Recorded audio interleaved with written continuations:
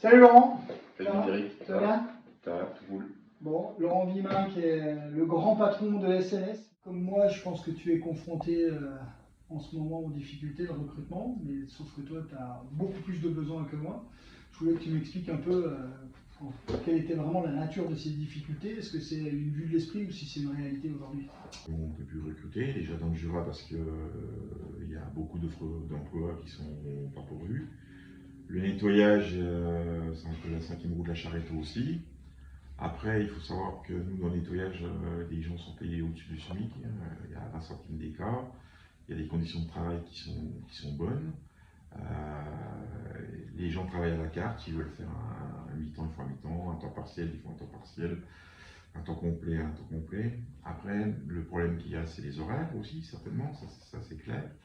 C'est le matin, c'est le soir, ça peut être en journée. D'emploi, on avait 10 CV qui arrivaient. Maintenant, on dépose une offre d'emploi, on a un CV qui arrive et c'est tout. Donc, on refuse du travail. Je refuse du travail parce que j'ai pas assez de monde. Quand j'ai quelqu'un qui est malade ou des remplacements à faire, c'est une galère pour trouver aussi du monde pour remplacer. Donc, on essaie avec les équipes qu'on a en place de boucher les trous. Mais on a un réel souci de recrutement et ça va de pire en pire. Et comment tu vois l'avenir alors pour ça? On travaille avec des gens des pays de l'Est, Ukraine, Albanie, Roumanie, Estonie.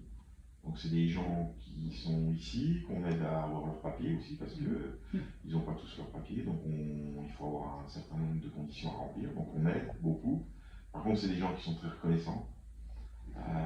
Qui bossent, qui ont le sourire, qui sont heureux de travailler. Donc il y a ça, donc on a cette filière-là. Il y a trop de différences entre quelqu'un qui reste chez lui, qui a par exemple le restaurant et des bons de ceci et des bons de cela, et quelqu'un qui se lève tous les matins à 5 heures pour venir travailler. Le président Macron avait commencé une démarche là-dessus. Je pense qu'il va falloir qu'on perdure. On ne peut pas rester dans une logique de cet ordre-là. Moi, je te rejoins complètement. Tu sois obligé de refuser du boulot alors que ta société va très bien, oui. Elle est en pleine croissance. Bon, heureusement qu'il y a les ressortissants des pays de l'Est aujourd'hui qui viennent.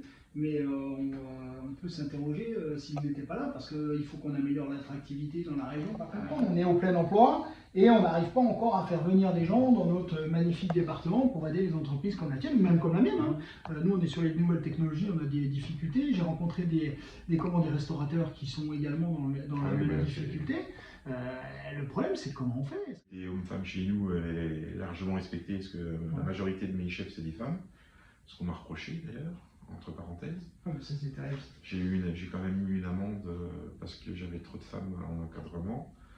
Une amende? Oui, et pas assez d'hommes en encadrement. Par les services de l'État? Oui, et j'avais trop de femmes en femmes de ménage et pas assez d'hommes. Attends, on va la refaire quand même. Tu as reçu une amende parce que tu avais trop de femmes en niveau d'encadrement par rapport aux hommes? Oui. On dit qu'on avait un trop gros pourcentage de femmes dans les femmes de ménage. Après, les hommes qui font les femmes de ménage, je ne connais pas beaucoup. On a des hommes qui font un peu de tout, mais en encadrement, je dois avoir 4 ou 5 chefs. Sur ces 4 ou 5 chefs, j'ai 4 femmes. Et on me l'a reproché. Merci Laurent pour ça. Merci à toi. Pas de souci. Merci Frédéric.